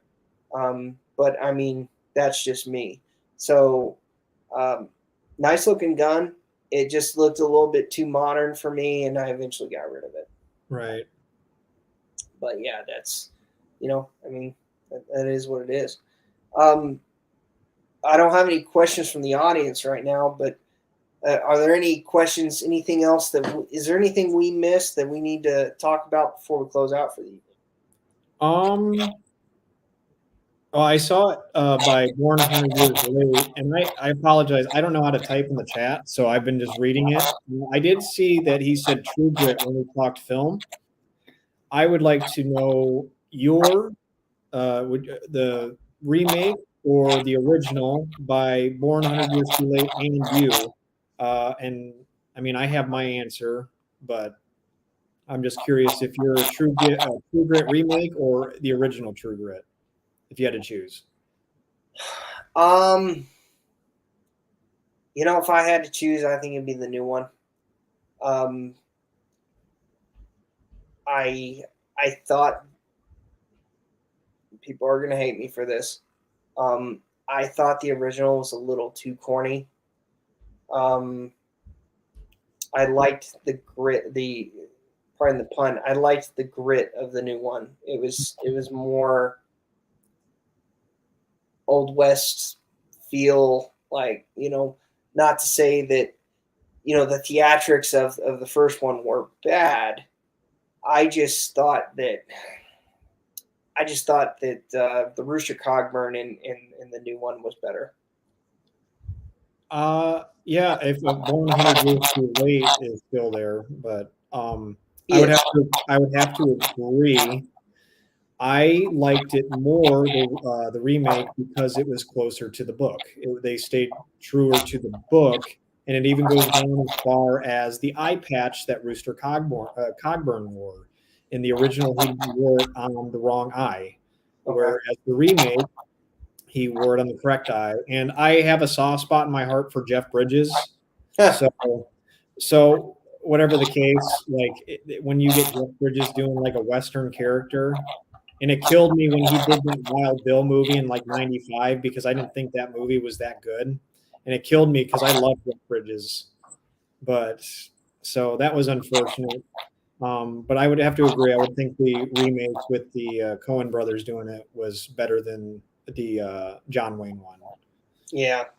I know I'm sure we're going to have some John Wayne fans in here come after us here in a second, but. Well, the funny thing is there's only 2 people watching, so.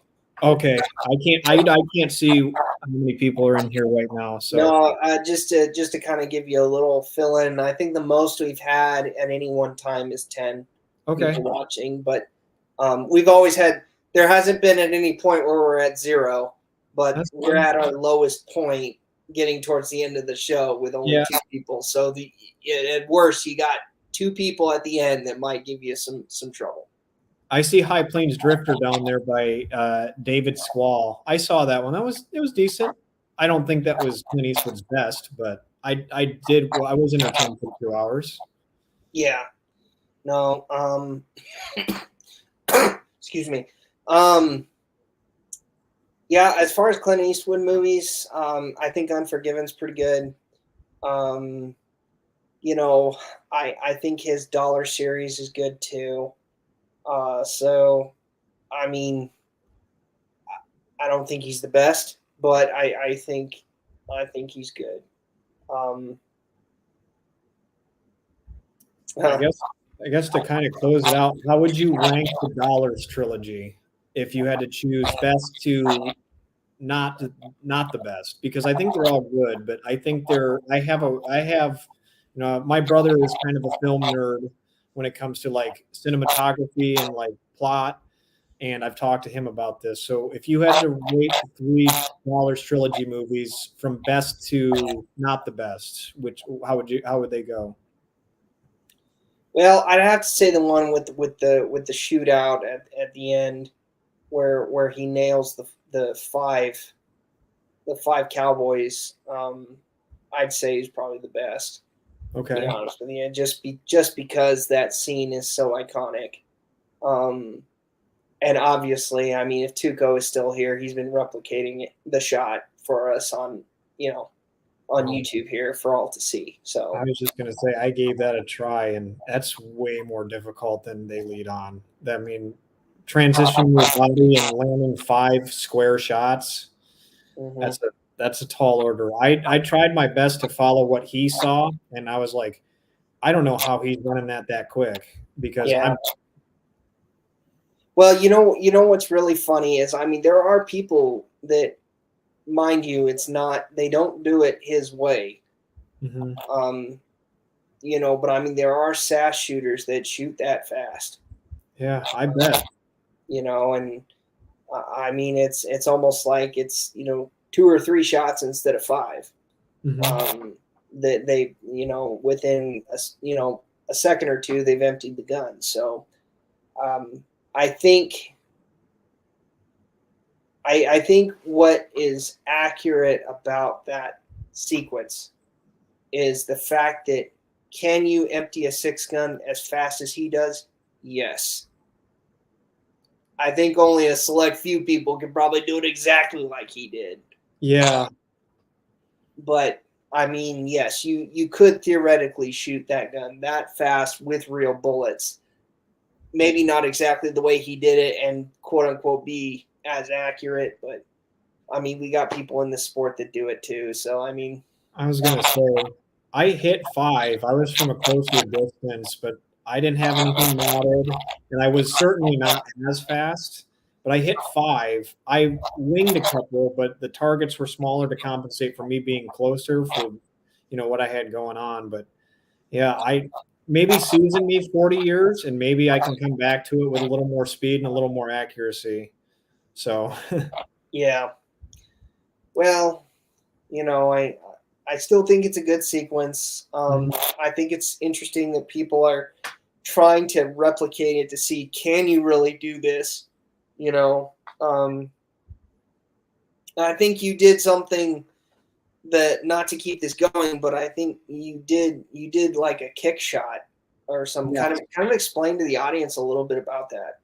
Okay, so this was actually a whim because this is me lurking through YouTube, and this is something that just caught my eye off a random video.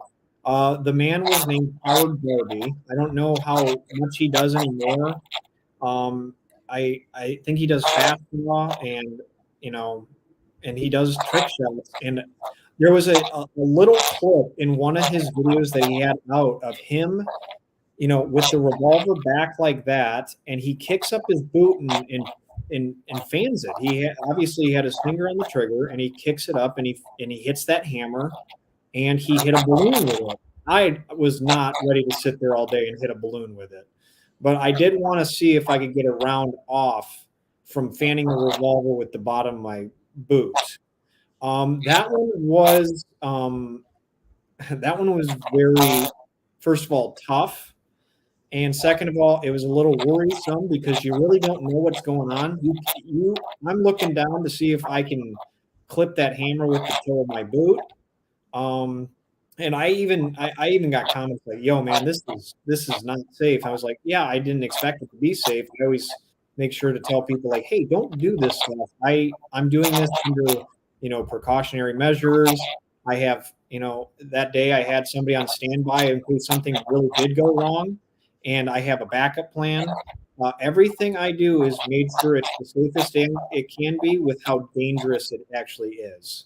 And I say it in the start of the videos, like, hey, this is something that, accuracy shooting, that's fine. Like, go out there and hit targets from 100 yards. That's completely okay. Like, it's a very controlled environment. But when you start seeing stuff like, a kick shot, I did another one that's going to come up in a few weeks that maybe don't do it. And I even put disclaimers in. It's like, hey, like, this isn't something, like, if you're new to this or you're like getting into it and not familiar with how these guns operate, steer clear. Like, this is for entertainment. I am, like I said, I'm doing theater. I'm the showman here. Allow me to show something that, like I always say, you're not going to go to the circus watching the guy put, his head in the lion's mouth, and then you're going to go home and try to replicate it, right? So that's how I kind of look at it with some of the, more, difficult and borderline, dangerous shots. I always try to be as transparent as possible. Okay. Yeah. No, I think that's good. Yeah, I think especially with kind of how, and maybe this is something that really hasn't affected you. It certainly really hasn't affected me. I mean, I know that and people do blow it up. YouTube kind of cracking down on things with safety, with with styles and with types of accoutrements that go with firearms. I think it is important for you to say that. I think that's very good. I don't think that's something you should change. And obviously, we are, as content creators, we are also entertainers, so there is, to an extent, we have a method to our madness. So even though it may not look completely safe, we've done our research and people just don't know that. Yeah, there is more that goes into it than the, I guess, 6-minute video you see, at least for me on Mondays. There's way more that goes into it. There's me sitting there and like doing this dry fire, making sure that I'm wearing something that can catch that hammer without it slipping and like, potentially busting a spring or something. So that's how I look at it. It's like, hey, there's more that goes into it. I'm showing you the polished finished product. You don't see all the stuff that goes actually into these, shots or what you see. Yeah, no, exactly. Yeah. Yeah, I think that's pretty much all the questions I have.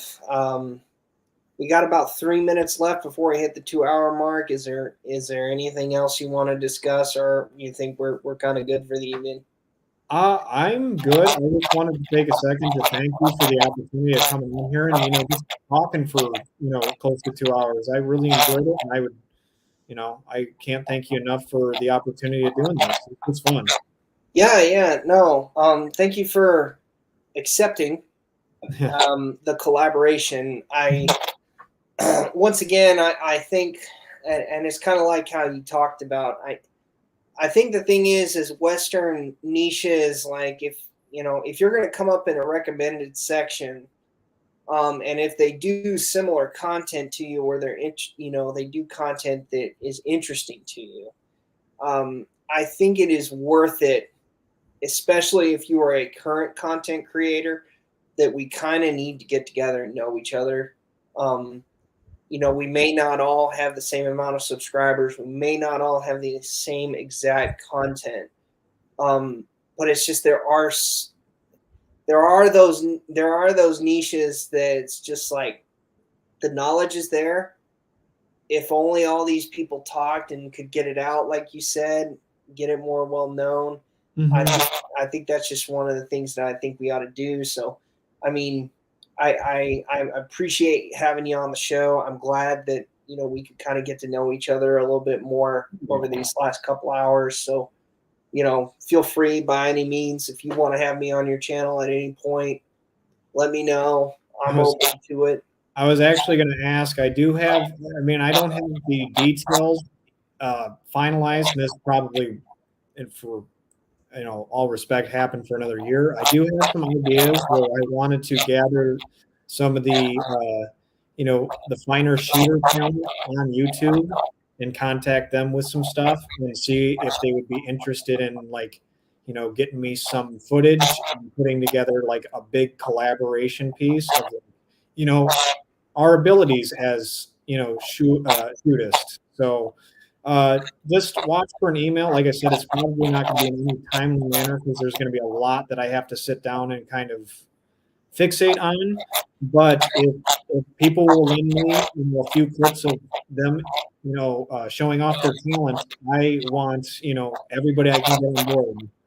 So yeah, no, I'm open to that. Just let me know.